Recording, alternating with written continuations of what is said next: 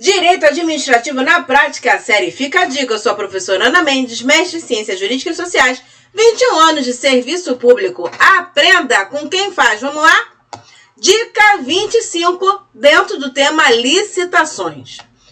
Peculiaridades do leilão na Lei 14.133 de 2021. Você conhece os detalhes do novo leilão? Vamos verificar? Bom, relembrando, tá? O conceito de leilão está no artigo 6º, tá? Lá está previsto assim: modalidade de licitação para alienação de bens imóveis, bens móveis inservíveis ou legalmente apreendidos, a quem oferecer o maior lance. Ou seja, o conceito já define os objetos que são sujeitos à venda através de alienação, né? E o critério de julgamento, que é o maior lance. Lembrando que o leilão, ele pode ser eletrônico, deve ser assim por preferência, mas mediante justificativa, ele pode ocorrer de forma presencial, tá? E as duas representações. Bom, peculiaridade. Se você quiser relembrar aqueles conceitos básicos sobre a modalidade leilão, você vai voltar na aula anterior, tá ok? Aqui eu vou destacar algumas características particulares igualmente importantes que na hora que você for fazer um leilão aí na prática, você não pode deixar passar aí sem observar. Bom, primeiro ponto é que a alienação de bens públicos, ela demanda a existência de interesse público devidamente justificado, ou seja, é para colocar dentro dos autos, tá? Isso está no artigo 76 da 14.133. Uma segunda curiosidade, até novidade, é que a lei traz expresso um direito de preferência para o licitante que estiver residindo, morando no imóvel alienado, tá? Então, vamos ler aqui o artigo 77. Para a venda de bens imóveis, será concedido o direito de preferência ao licitante que, submetendo-se a todas as regras do edital, ou seja, ele vai participar ali da licitação, comprove a ocupação do imóvel objeto da licitação. Tá? Então, vocês têm que tomar cuidado quando fizer um leilão, fez a classificação, pega lá o primeiro colocado, verifica se não tem ali naquela fila um morador de imóvel ali, se ele vai alegar isso, ter o direito de preferência, às vezes vai terminar num empate, tá? Então, toma cuidado, porque existe essa previsão do direito de preferência. Bom, terceiro ponto, um bem imóvel, tá, que pertencer a autarquias e fundações, para ser alienado, ele precisa de autorização legislativa, tá ok? Não pode esquecer, tá? Essa autorização, ela é dispensada em quais casos? Lá no parágrafo 1º do 76, tá? Se a alienação for de bem imóvel, cuja aquisição tenha derivado de procedimento judicial ou de dação em pagamento, ou seja, foi recebido como forma de pagamento, tá? Ou ele foi adjudicado através de uma sentença judicial. Então, a princípio, esses são os dois pontos principais aqui: direito de preferência para morador e necessidade de autorização legislativa para alienação de bem imóvel de autarquia e fundação. Não esquece, tá? Bom, além disso, nós temos na nova lei, né, assim como tinha na 866, uma série de casos que dispensam a realização de leilão para alienar determinados bens. São casos de dispensa de licitação, mas não para aquisição, para a venda, tá ok? Para doação, né, para alienar.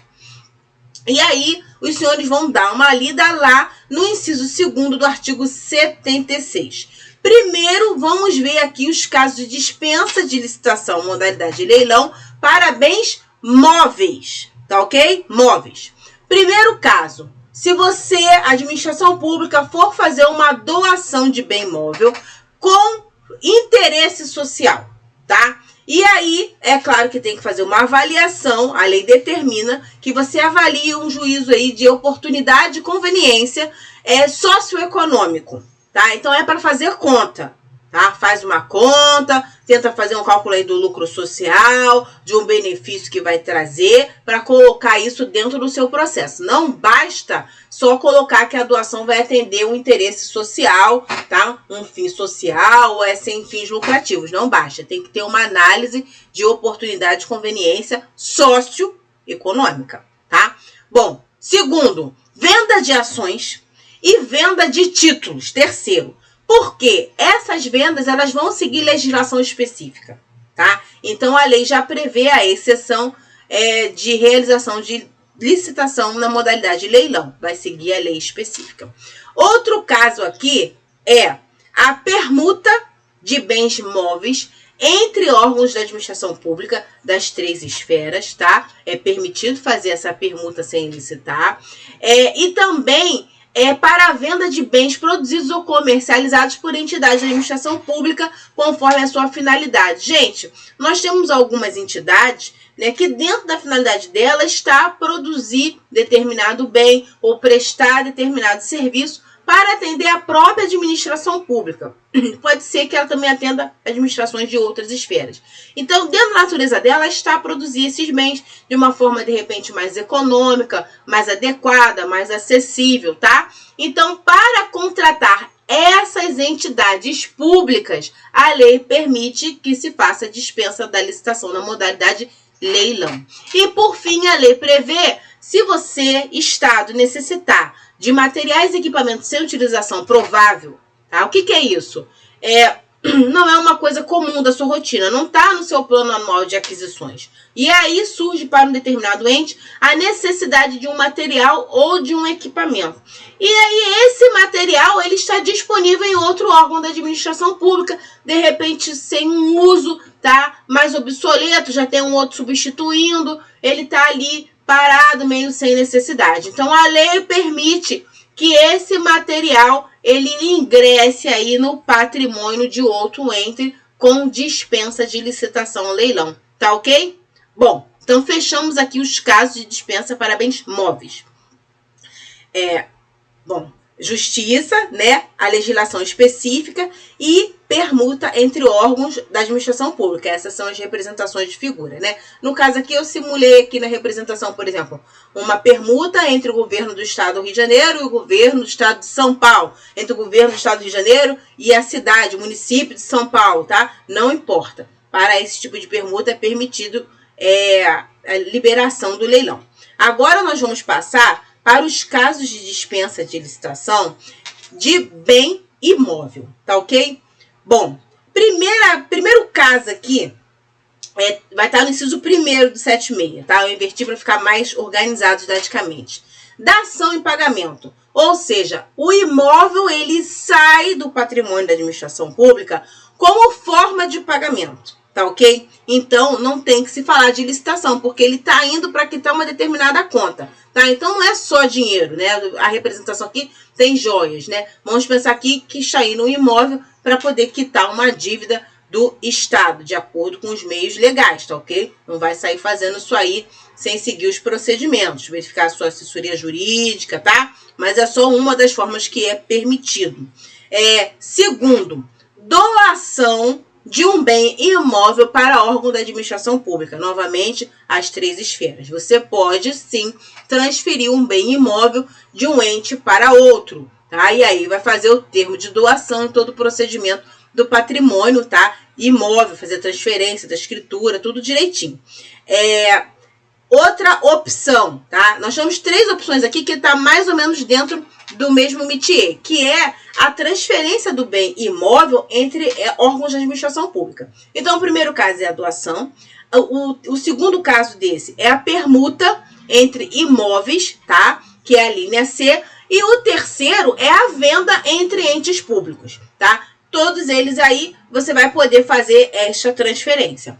Na permuta, tem um porémzinho.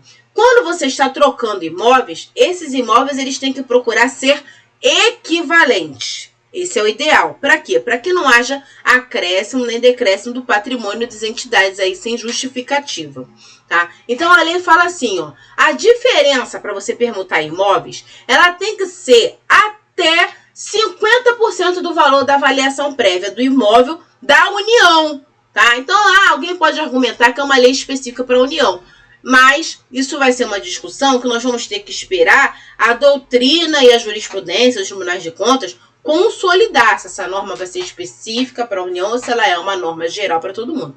Então, por segurança jurídica, evita, tá, fazer permuta entre imóveis onde o imóvel que está sendo recebido, ele não respeita esse limite aí de 50% do valor da avaliação prévia do imóvel. Lógico que da leitura desse artigo, você já sabe que tem que fazer a avaliação prévia do imóvel, mesmo em caso de permuta, não pode trocar qualquer coisa por outra, tá? E aí essa diferença, ela tem que voltar para o ente, tá ok?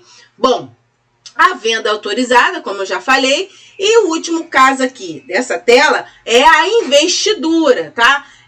Se você for pesquisar, o que é isso? São casos que é permitida a venda direta do Estado para o particular. Normalmente está atrelado assim, por exemplo, a um remanescente de obra, aqueles canteiros lindeiros que faz uma obra e sobra aquilo ali, somente aquela pessoa que tem aquele imóvel ali consegue ter acesso àquele pedacinho de terreno que sobrou, que nem tem saída, né? Não tem como fazer uma servidão para nenhum outro lugar. E aí a investidura é o instrumento jurídico que vai permitir que essa pessoa, né, desse terreno possa adquirir aquele imóvel que ficou agarradinho ali, aquela sobrinha ali que ficou agarrada no imóvel dele, tá? Bom, então tá aqui a representação. Se você adquirir direto do Estado, no exemplo aqui seria o Estado do Rio de Janeiro, tá? Além dessas 5 opções, a gente tem outras opções que têm o mesmo fundamento, que é o que nós vamos ver agora. Bom, fica dispensado o leilão para alienação, aforamento, concessão de direito real de uso, locação e permissão de uso de bens imóveis. Agora eu vou dar aqui aquele fator que centraliza, coloca tudo ali mais ou menos na mesma natureza, na mesma finalidade jurídica, que são as políticas de regularização fundiária, tá?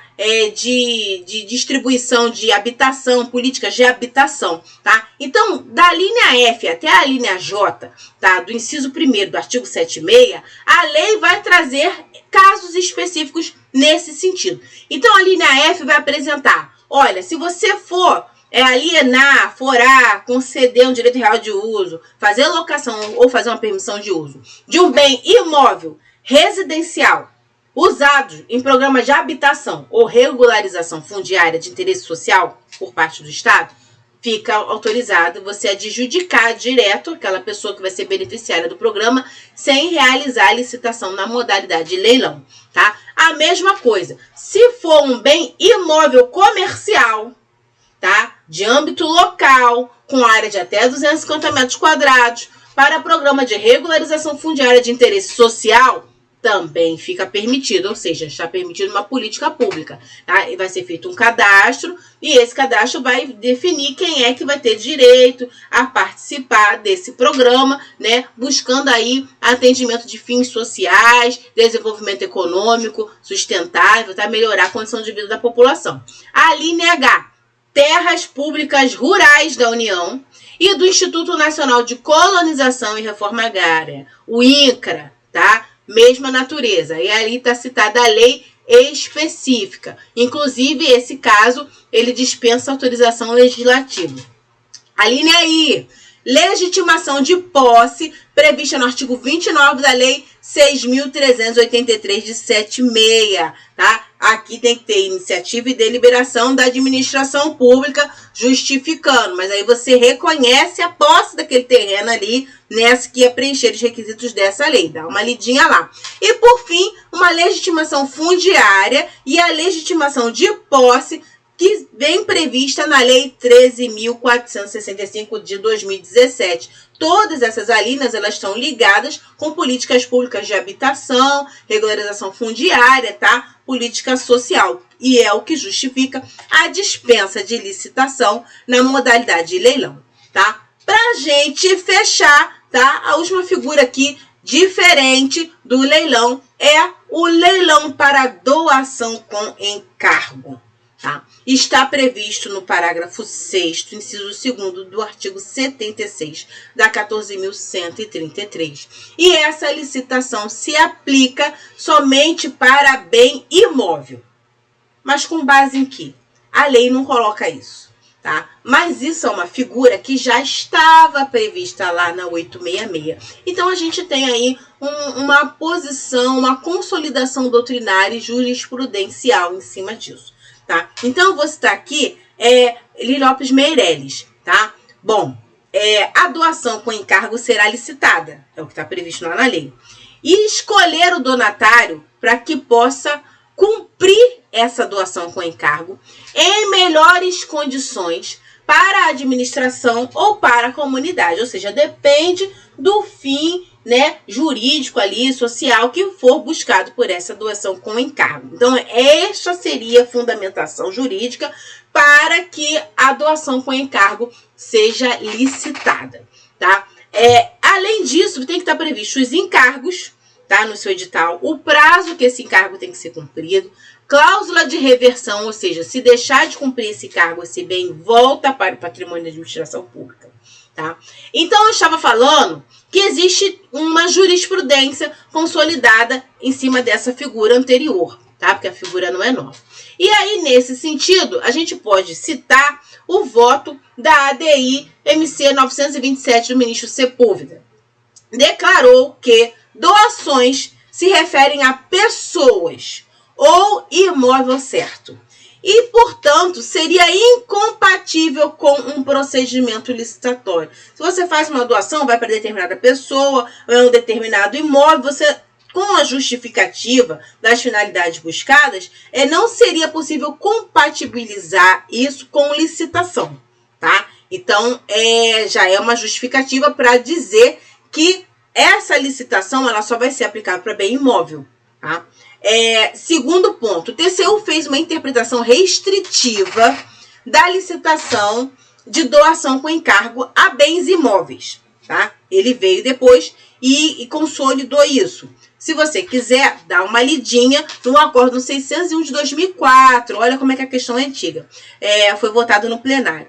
Por quê? Através dessa interpretação, o TCU conseguiu ou pretendeu conformar numa interpretação sistêmica o que está previsto na Lei 866 com a Constituição, tá? Mantendo aí a integridade e a legalidade de tudo. Então, ele fala, olha, realmente para bem imóvel é incompatível, mas para bem imóvel você consegue, dependendo do caso, fazer a licitação. Então, isso se aplica somente para bem imóvel, embora a lei não diga. Como a nova lei cometeu aqui a mesma redação, né? Continuou não especificando que era bem imóvel, a gente pode pegar e continuar fazendo essa interpretação anterior, tá? Não se esqueça de verificar se o encargo é um elemento que comporta a competição, tá? Porque esse fato de ser possível competir é que justifica licitar. Se não é possível competir, você vai justificar, que aí estaremos aí praticamente diante de um caso onde há inviabilidade de competição, praticamente uma inexigibilidade. Tá ok?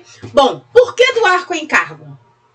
Isso você tem que pensar. Se você, né, é um servidor público e está analisando qual é o melhor instrumento jurídico para poder fazer uma transferência de um bem imóvel, eu te pergunto, por que doar com encargo? Será que não tem um instrumento jurídico mais adequado para o seu caso? Será que você não consegue fazer um contrato de compra e venda? Fazer o leilão para alienar isso de uma forma comum, né? E aí, se você quiser manter o efeito daquela cláusula de reversão, que é fazer o bem imóvel voltar para o patrimônio do Estado, será que uma cláusula resolutiva ou uma cláusula suspensiva dentro desse contrato de compra e venda não resolve o seu problema de uma forma mais segura, com mais segurança jurídica? E será que não serve uma concessão de uso? Ou então uma parceria público-privada, que às vezes você quer fazer uma doação e quer condicionar, por exemplo, a construir uma sede dos Correios. Vou fazer uma doação e parte do imóvel tem que construir uma pracinha para atender a comunidade. Será que não é melhor fazer a contratação desse serviço? Uma parceria público-privada, fazer uma concessão de uso para determinado fim, tá? Então, assim, é uma figura doar com encargo, é uma figura que a gente tem que olhar com um pouco mais de cuidado, tá ok? Evita se você não conseguir justificar. Verifica se não tem um outro instrumento que facilite e que não deixe aquela impressão de que, na verdade, o que se pretende é fugir da licitação, tá? Bom, eu cito ainda um acordo 1443 de 2009 do Tribunal de Contas da União, tá? Onde o plenário fala da questão de fins não lucrativos, tá? De que a doação com encargo ela tem que não ter fins lucrativos, tá ok? Bom, esses eram os pontos aí peculiares que eu achei importante para você, se for fazer um leilão, não deixar de observar. É prática, é teoria, mas é prática. São aquelas coisas que você não pode deixar passar para não cometer uma irregularidade, tá ok? Bom, gostou? Então deixa o seu like, se inscreva no nosso canal, tá? Siga o nosso Instagram, ativa o sininho para saber toda vez que for liberada uma aula nova. E eu sou a professora Ana Mendes, estou aqui para ensinar aquilo que os livros de direito não esclarecem, tá? Siga o nosso canal, agradeço a audiência e até a próxima dica.